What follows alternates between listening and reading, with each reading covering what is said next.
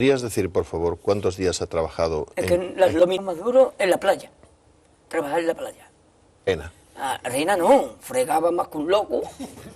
Y lo que me pasó, que no te lo he contado yo a ti, De pinche de... pinche de cocina. ¿Y qué tal? Lo que me mandaba el cocinero.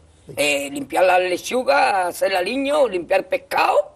Y lo que me pasó con el cocinero que me echaron. ¿Qué te pasó? Que no te lo conté yo a ti. No me acuerdo. Esto fue en Chipiona. Entré nuevo y me dio el cocinero, ¿usted es pinche nuevo? Sí. No es lo de Semana Santa que los naranjos.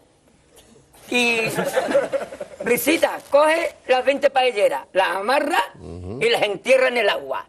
Y acuérdate, a donde las echas, que mañana tienes que ir allá para abrir el restaurante que era el arroz.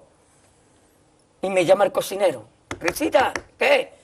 Ve por la paellera. Ena. Voy a la playa, había subido la marea. Jesús.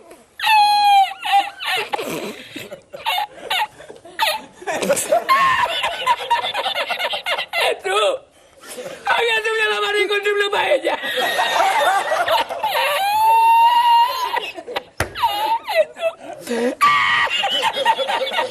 Y la encontré porque estaba la paellera agarrada metida entre las piedras de Chipiona, del faro. Y cuando entro en el restaurante me ve el cocinero con una paellera y a ver todas las 20 paelleras. ¡Asómate, mira dónde llega el agua! Llegaba el agua hasta el restaurante. Había subido la marea.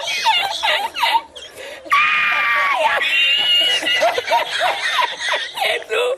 ¡Hay que hacer ahora! Con los dos sacos de arroz. ¡Ay, llama para Sevilla! ¡Llama a Sevilla que traigo paella!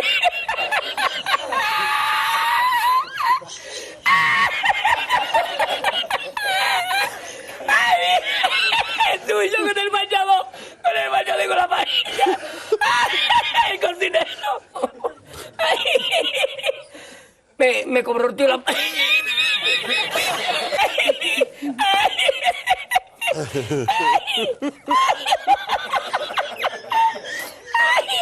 Pues no cobré nada, me dieron el dinero del bote.